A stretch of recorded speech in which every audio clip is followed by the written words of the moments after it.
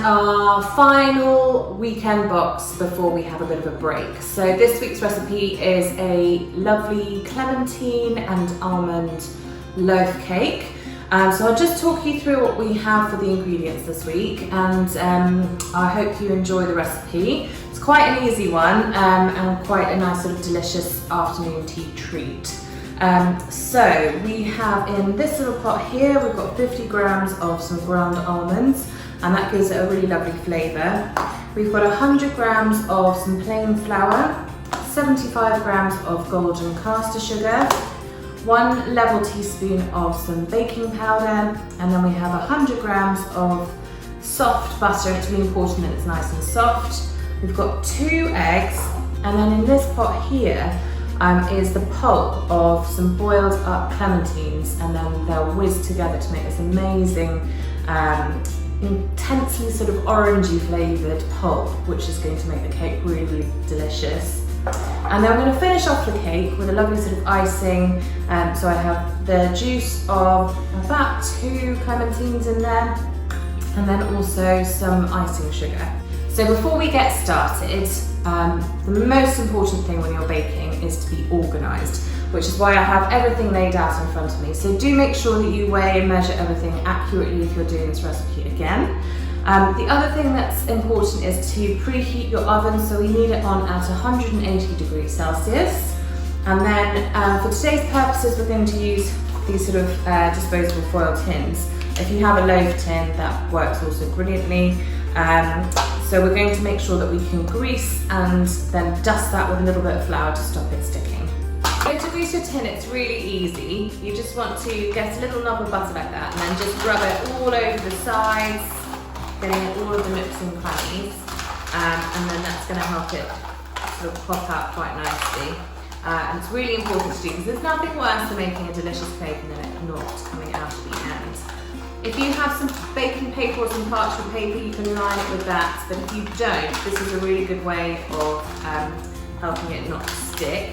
So that's all nice and coated, and then I'm just going to put just a little bit of plain flour, and then I'm just going to shimmy that around so it kind of sticks to the butter, and that's going to create this lovely extra barrier to stop the cake sticking. And then you just want to tap out any of the extra bits. That, and that's all lovely and lined. So on to making the cake now.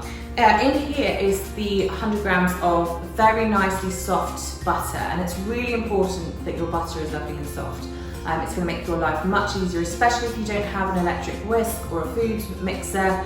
If you're going to do it by hand, it's really, really important that you get it nice and soft. And then I also make sure that my eggs are at room temperature as well, and that's going to stop the cake potentially splitting, which we don't want to do. So another important tip is to make sure that your eggs are also at room temperature. So let's crack on. So we've got the butter in here. I'm just going to give that a mix up, and you can see how easy that is to mix. So my job shouldn't be too difficult, which is great.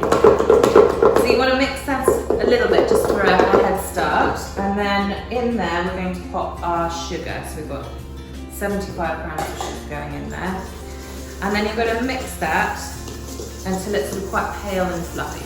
So it's probably going to take a while, so if there's a few of you kids, just take it in turns because your arms will probably start to hurt. If you do have a food mixer, just pop it in there and sort of whisk it until it's lovely and fluffy. So I've been beating this for about 10 minutes now, and I don't know if you can see that, but it's gone really sort of nice and pale and fluffy and light, and that's exactly what we're looking for. So I'm just going to leave that to one side, and then with our eggs, we're just going to crack the eggs into a bowl and then beat them until they're combined. And then we're going to add a little bit of the egg at a time into that butter and sugar mixture until it becomes nicely emulsified. And emulsified just means that it's smooth. So all I'm going to do now is just add a little bit of the egg at a time, about a tablespoon's worth. You can see it sort of starts a little bit weird to begin with, but then you want to keep it a good old mix up until it becomes smooth, and then you're going to add the next lot of egg. Then you're going to repeat that process until all the egg is gone. So that's all nicely together now, so I'm just going to put a little bit more egg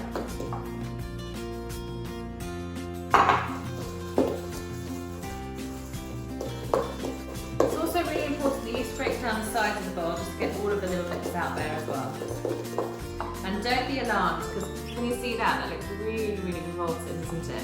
And that's just because I haven't fully mixed it yet. So just keep going. You can see that's all come together now, so it's nice and smooth. And it has a split, which is brilliant. If it does look like it's going to split, you can always add a little bit of the flour just to bring it together. So now that that's done, it's just very simply adding the rest of the ingredients. So in goes, first of all, the plain flour. You can sieve this in if you want it really nice with extra lightness to your cake. And that flour, and then we'll put in the almonds. The baking powder, and that's going to help it become nice and light and fluffy as well. And then finally, this clementine pulp. So I'm probably going to put in about, let's see, 1, 2, 3, about 4 tablespoons worth of the clementine goes in as well. And then we're just going to give that a really good mix up.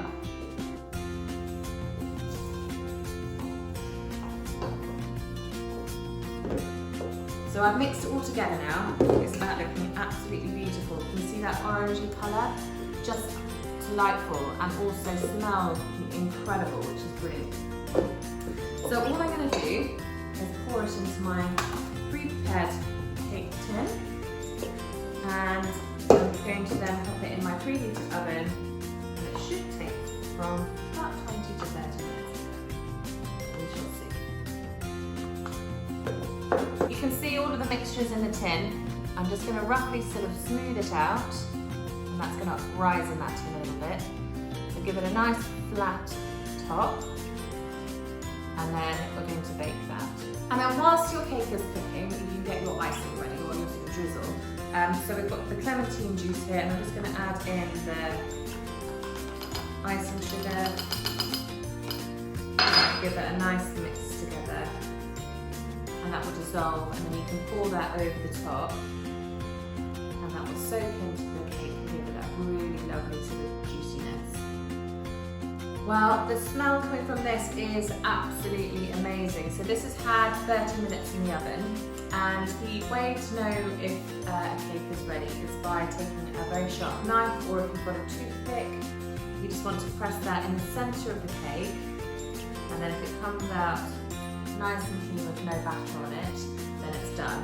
So I checked this at about 20 minutes and it's still slightly raw, so I popped it in for another 10 minutes. And then what I'm going to do with the toothpick is I'm just going to poke lots of nice little holes in the cake. And then with our icing, the sort of icing sugar and juice of the orange, I'm just going to pour that over the top of the cake whilst it's in the tin. Quite juicy at the moment, but that should all absorb into the cake. We're going to leave that to cool in the cake tin.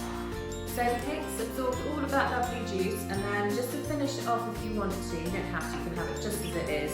But I quite like to make a little paste with some more icing sugar and some water, and then just drizzle that over the top like that.